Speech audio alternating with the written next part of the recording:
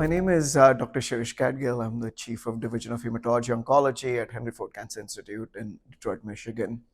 At the World Conference of Lung Cancer organized by IASLC in San Diego, I'm going to be presenting an update of the MARIPOSA study.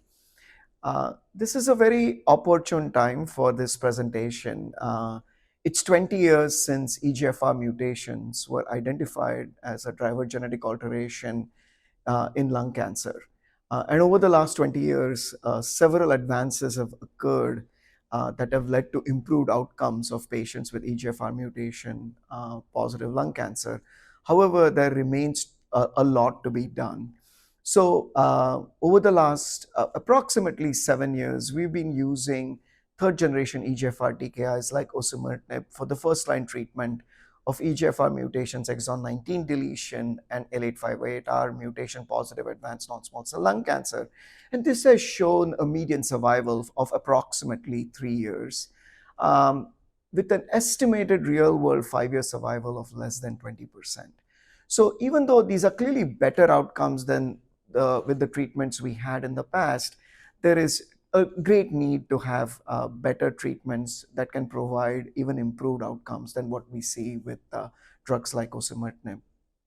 And it is in that regard that MARIPOSA study was conducted that evaluated a combination of Amivantamab, which is a EGFR MET bispecific antibody, but in addition, it also has immune cell directing activity.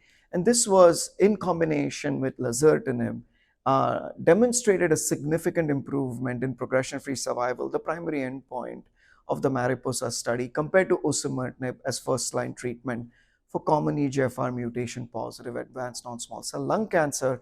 And this data was first presented at ESMO in 2023 and then subsequently published in the New England Journal of Medicine. So at this year's World Conference of Lung Cancer, I'm going to be presenting an update from this study with a longer follow-up, with a median follow-up of now 31.1 months. And in this update, we're going to focus on intracranial efficacy, post-progression endpoints of time to treatment discontinuation, time to subsequent treatment, progression-free survival 2, and overall survival.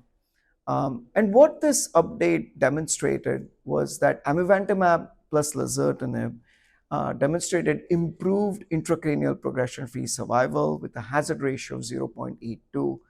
The 3-year progression-free survival, intracranial progression-free survival was 38%, whereas it was 18% with Osimertinib.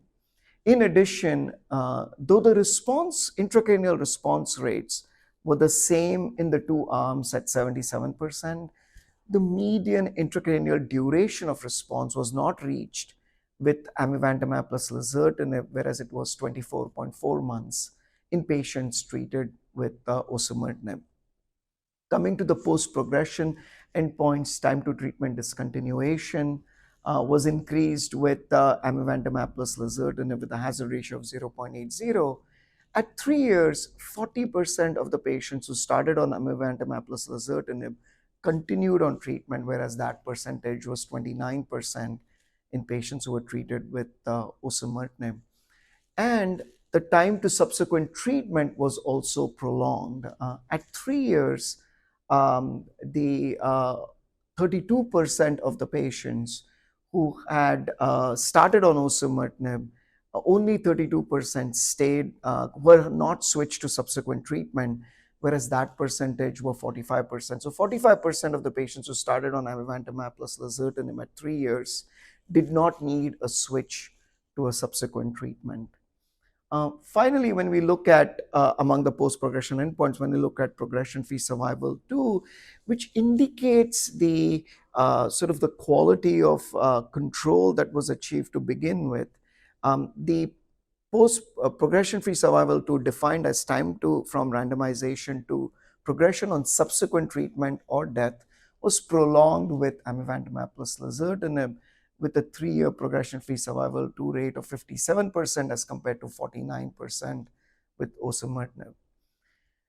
And with the median follow-up of 31.1 months, what we found was that the there was a trend to improved overall survival favoring Amivantamab plus Lazertinib.